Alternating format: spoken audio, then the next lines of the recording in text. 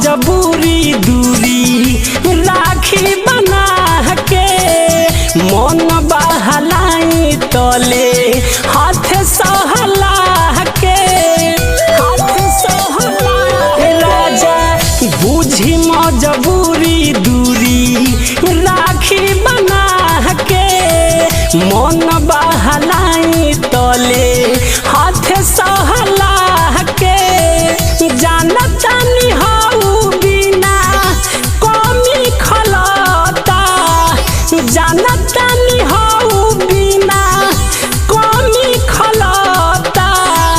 यही से राजा दाल ना गलता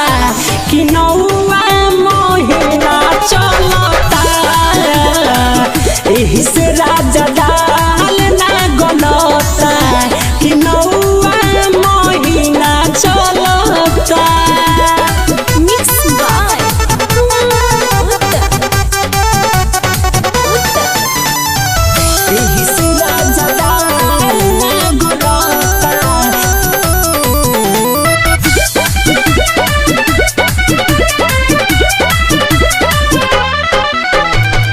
ढेर दिन के बात नहीं बात ए राजा जी लागम फिर मलाई रउआ चाट ए राजा जी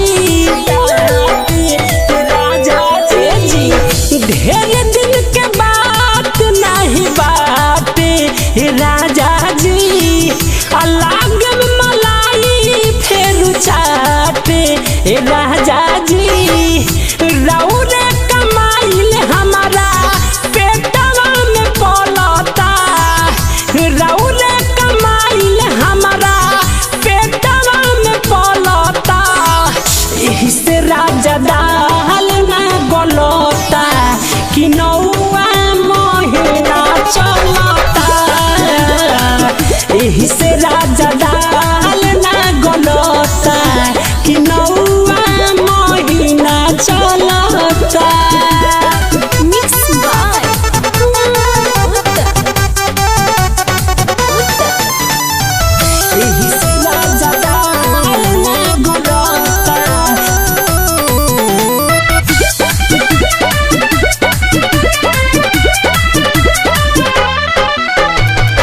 मन के मनाई कर सबर हे राजा जी राइटर राकेश देले बानी खबर हे राजा जी मन के मनाई कर सबर हे राजा जी राइटर राकेश देले बानी खबर हे राजा जी राजू सुपर हिट प्रियांशु उत्तम हाथ मलता राजू सुपर हिट प्रियांशु